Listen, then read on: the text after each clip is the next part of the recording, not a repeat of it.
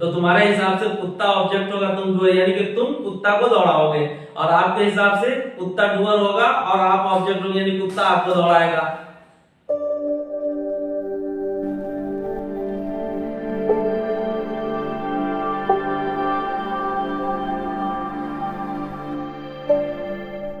तो सबसे पहली बात कि एक्टिव और पैसिव कहते हैं किसको, ठीक है।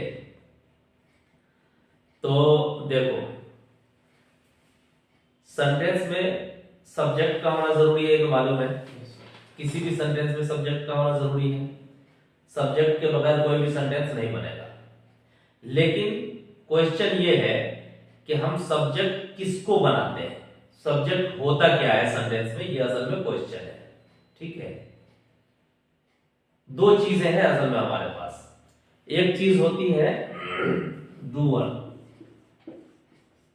क्या है, डूअर, और दूसरी चीज है ऑब्जेक्ट, ठीक है। तो एक है डूअर, एक है ऑब्जेक्ट। डूअर का मतलब होता है काम करने वाला, और ऑब्जेक्ट का मतलब होता है वो आदमी जिस पर उसके काम का असर पड़े, ठीक है। जैसे मिसाल के तौर पर ये एक आदमी है, इसने कोई काम किया, तो अब यहां पर एक दूसरा आदमी है, इसके काम का असर इस पर पड़ रहा है, ठीक है। तो ये आदमी जो काम करने वाला है इसको क्या बोलेंगे, डूअर बोलेंगे, और इस पर जो असर पड़ रहा है उसको क्या बोलेंगे, ऑब्जेक्ट बोलेंगे। समझ में आया? एग्जाम्पल ले लो, तुम्हारी अम्मा खड़ी हुई है और तुम वहां सामने में खड़े हो, और अम्मा जो है ना झाड़ू चलाने का काम कर रही है, ऐसे ऐसे, तो ऐसे ऐसे झाड़ू चलाने का काम कर रही है, ये है अम्मा, और तुम यहां पर खड़े हुए हो। तो झाड़ू चलाने का काम जब अम्मा ऐसे ऐसे कर रही है ना, तो अम्मा ने ऐसे ऐसे काम किया, तो उसका असर तुम्हारे ऊपर पड़ा ना, तुम्हारे ऊपर जब असर पड़ा तभी तो निकला, अल्लाह अल्लाह अल्लाह है। अगर असर नहीं पड़ता तो निकलता। तो अब बताओ कि अम्मा में और तुम में कौन डूअर है और कौन ऑब्जेक्ट है? अम्मा डूअर है, अम्मा डूअर और तुम ऑब्जेक्ट। समझ में आ गई बात? उसी तरीके से और एग्जांपल ले लो, तुम हो और ये है बिरयानी की प्लेट। अब इसमें डूअर कौन है और ऑब्जेक्ट कौन है? डूअर हम है, बिरयानी ऑब्जेक्ट है और तुम हो डूअर, और काम हो रहा है खाने का। तो तुम्हारे खाने का काम करने की वजह से बिरयानी पे असर क्या पड़ेगा कि बिरयानी खत्म होती चली जाएगी, धीरे धीरे धीरे धीरे खत्म होती चली जाएगी। असर पड़ा ना उस पे। उसी तरीके से एक तरफ तुम हो और एक तरफ हम है, और काम हो रहा है पढ़ाने का। कौन डूअर होगा, कौन ऑब्जेक्ट होगा? हम ऑब्जेक्ट होंगे, हाँ, तुम लोग ऑब्जेक्ट होगे और मैं डूअर होऊंगा। इसलिए कि मैं जब बोल रहा हूं तो इसका असर तुम पे क्या पड़ रहा है, इसका असर तुम पर यह पड़ रहा है कि तुम्हारे नॉलेज में इजाफा हो रहा है, ठीक है। तुम्हारे नॉलेज में इजाफा हो रहा है, तो मैं हो जाऊंगा डूअर और तुम लोग हो जाओगे ऑब्जेक्ट। समझ में आ गया? उसी तरीके से एक तरफ तुम हो और एक तरफ कुत्ता, काम हो रहा है दौड़ाने का। बोलो कौन डूअर होगा, कौन ऑब्जेक्ट होगा? कुत्ता डूअर है, कुत्ता ऑब्जेक्ट होगा, हम डूअर होंगे। अच्छा, तो तुम्हारे हिसाब से कुत्ता ऑब्जेक्ट होगा, तुम डूअर, यानी कि तुम कुत्ता को दौड़ाओगे, और आपके हिसाब से कुत्ता डूअर होगा और आप ऑब्जेक्ट होंगे, यानी कुत्ता आपको दौड़ाएगा। तो सूरत सही है ना? अब ये आपके ऊपर है कि आप कुत्ते को दौड़ाते हैं या कुत्ता आपको दौड़ाता है। समझ में आ गई बात? जी सर। तो डूअर और ऑब्जेक्ट समझ में आ गया।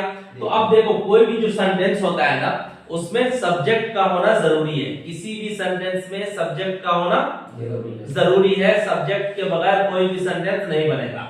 लेकिन क्वेश्चन ये है कि हम सेंटेंस में सब्जेक्ट किसको बनाते हैं। दो चीजें हमारे पास, एक है डूअर और एक है ऑब्जेक्ट। इन दोनों में से किसको हम बनाएंगे सब्जेक्ट सेंटेंस का? तो कभी कभी डूअर को सब्जेक्ट बनाते हैं और कभी कभी ऑब्जेक्ट को सब्जेक्ट बनाते हैं। कभी कभी डूअर को सब्जेक्ट बनाते हैं और कभी कभी किसको बनाते हैं? ऑब्जेक्ट को सब्जेक्ट बनाते हैं। तो अब देखो, ध्यान से सुनो, अभी हम सुनेंगे सबसे। अगर सेंटेंस में आप डूअर को सब्जेक्ट बना रहे हैं, किसको? डूअर को सब्जेक्ट बना रहे हैं, तो वो कहलाएगा एक्टिव वॉइस। और अगर ऑब्जेक्ट को सब्जेक्ट बना रहे हैं तो वो कहलाएगा पैसिव वॉइस। तो अब अगर आपसे कोई पूछे कि एक्टिव वॉइस किसको कहते हैं, तो आपको यह कहना है कि जिस सेंटेंस में डूअर सब्जेक्ट हो उसको हम एक्टिव वॉइस कहेंगे, और अगर पूछे कि पैसिव वॉइस किसको कहते हैं तो आपको कहना है कि जिस सेंटेंस में ऑब्जेक्ट को सब्जेक्ट बनाया जाए वो सेंटेंस क्या हो जाएगा, पैसिव वॉइस हो जाएगा। तो एक्टिव वॉइस किसको कहते हैं, फिर से बोलो जल्दी जल्दी। हाँ, और पैसिव वॉइस किसको कहते हैं, पैसिव वॉइस क्या है ना। अब देखिए उर्दू में एक सेंटेंस को पहले समझिए, ठीक है। उर्दू में एक सेंटेंस है, अम्मी खाना बना रही है ना। अम्मी खाना बना रही है। अब देखिए ये बनाना काम हो गया, बनाना क्या है, काम। एक है अम्मी और एक है खाना, ठीक है। अब ये बताइए कि इस सेंटेंस में सब्जेक्ट क्या है, अम्मी है सब्जेक्ट, और अम्मी जो है अपने काम के एतबार से डूअर है या ऑब्जेक्ट है, डूअर है, खाना बनाने वाली अम्मी है, तो जो डूअर है उसी को इस सेंटेंस में सब्जेक्ट बनाया गया है। तो ये सेंटेंस कौन सा हो जाएगा, एक्टिव वॉइस हो जाएगा। समझ में आ गया। उसी तरह से एक दूसरा सेंटेंस ले लीजिए कि खाना बन रहा है, ठीक है। तो अब यहां पर बनना, तो ये हो गया काम, वर्क, और एक ही चीज है खाना। अब बताइए इस सेंटेंस में सब्जेक्ट क्या है, खाना, और खाना जो है अपनी हैसियत के एतबार से डूअर है या ऑब्जेक्ट है, ऑब्जेक्ट है। समझ में आ गया। तो अब ये कौन सा सेंटेंस होगा, पैसिव वॉइस। तो अम्मी खाना बना रही है, अम्मी और खाना दो चीजें हो गई ना, और इसमें अम्मी जो काम करने वाली है उसको सब्जेक्ट बनाया गया है तो एक्टिव वॉइस हो गया। और खाना बन रहा है, इसमें सिर्फ खाना है, जो चीज बनाई जा रही है वो चीज है, बनाने वाले का जिक्र नहीं है, तो इसको हम क्या बोलेंगे, पैसिव वॉइस हो जाएगा। अब हम कुछ सेंटेंस बोलेंगे, आपको सिर्फ बोलना है एक्टिव पैसिव, एक्टिव पैसिव, ठीक है। मैंने चांद देखा, एक्टिव वॉइस। चांद नजर आ गया, पैसिव वॉइस। लड़के कबड्डी खेल रहे हैं, कबड्डी खेली जा रही है, पैसिव वॉइस। मुअज्जिन साहब अजान दे रहे हैं, एक्टिव वॉइस। और अजान हो रही है, इमाम साहब नमाज पढ़ा रहे हैं, नमाज पढ़ाई जा रही है, समझ में आ गया। अब ये तो पूरा सेंटेंस हमने बताया। अब इसमें जो वर्ब है ना, सिर्फ वर्ब, सेंटेंस नहीं, उसको भी आप एक्टिव पैसिव कर सकते हैं। जैसे मिसाल के तौर पर देखना, देखना, ये काम कौन करेगा, देखने वाला ही तो करेगा, तो देखना हो गया एक्टिव वॉइस। और इसका पैसिव जो होता है वो दिखना या नजर आना, दिखना, ठीक है। इसलिए कि देखना को अगर सेंटेंस में तुम यूज करोगे तो जो देखने वाला आदमी है ना उसको सब्जेक्ट बनाए, मैं देख रहा हूं, तुमने देखा, वो देखेगा, देखने वाले को सब्जेक्ट बनाया जाएगा।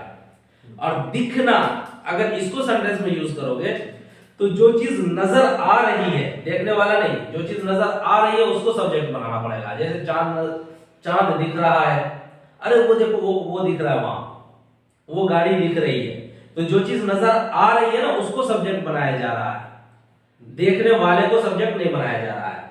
तो देखना एक्टिव हो गया और दिखना क्या हो गया, पैसिव हो गया। उसी तरीके से एक है पीटना और एक है पिटना, बताओ दोनों में एक्टिव कौन है,